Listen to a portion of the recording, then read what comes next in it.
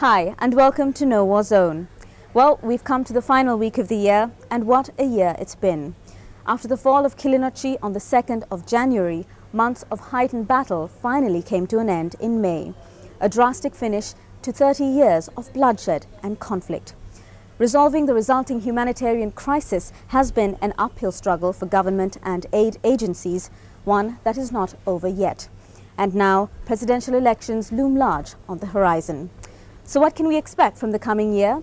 Shifan spoke with Dr.Jehan Perera of the National Peace Council to find out.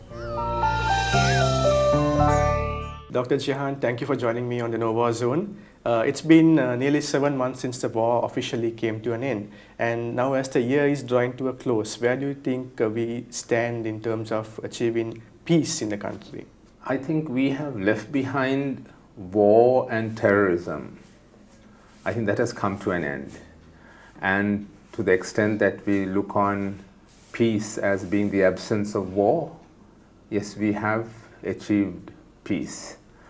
But peace is also more than that. Peace is where all the people in the country feel happy and feel that they are participating in governance, that they are being treated fairly, that their needs are being taken care of, and that they have a bright future ahead of them. To that extent, I think we are still quite far from peace. I think that although the war has ended, the ethnic conflict has not ended.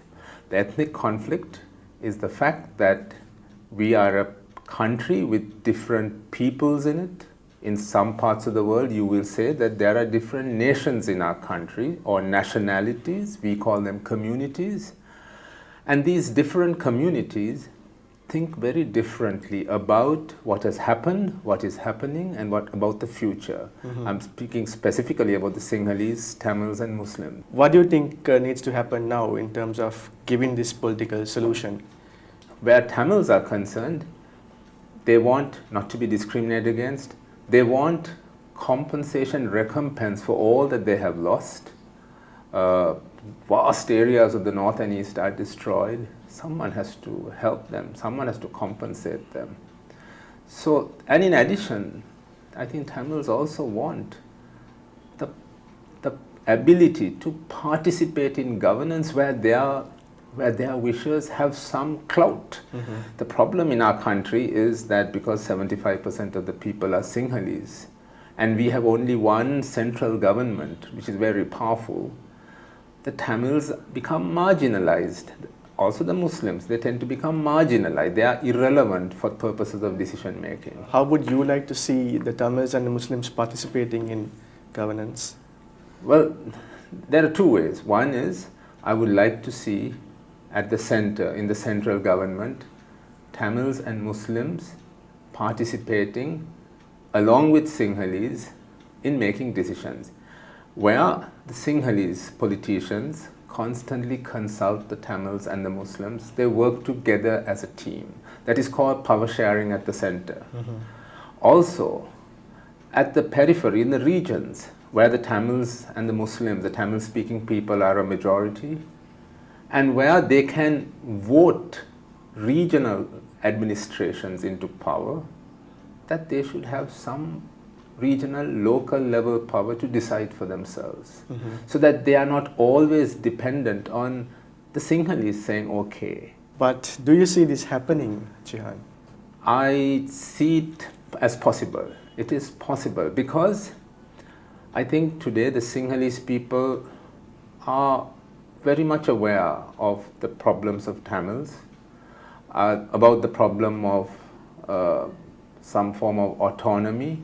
They have been educated about it. But you said the Sinhala people are ready for the political solution, but we've seen even in the recent past people agitating when you said power sharing, devolution of power, all these things became dirty, ugly words.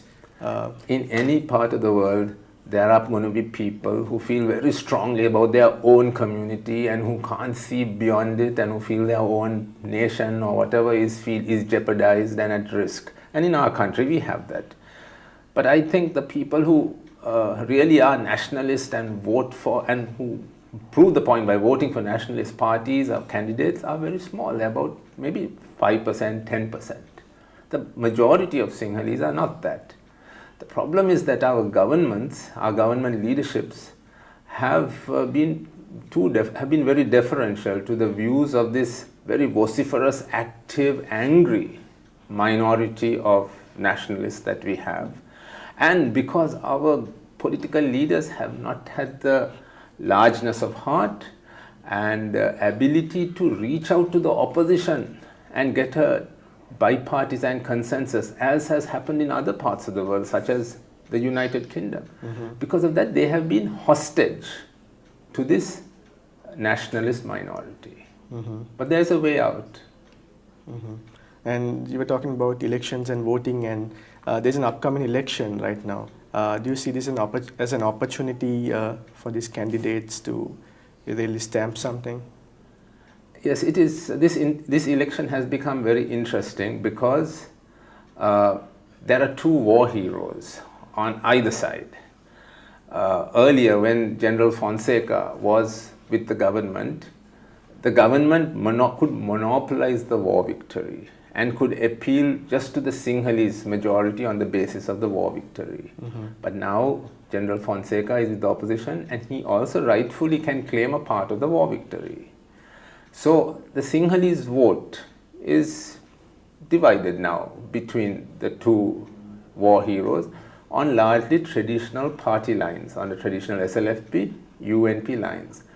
Now this has made both parties realize that they have to woo the minorities.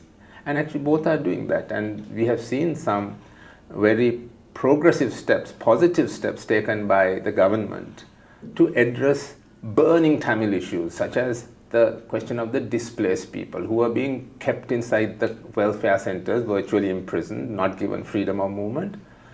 Very fast the government has been releasing them and given them the freedom of movement. Now it has opened the A9 highway to Jaffna to all civilian traffic. These are very positive things. But isn't it a little bit late in the day for all this to happen? It should have happened way back.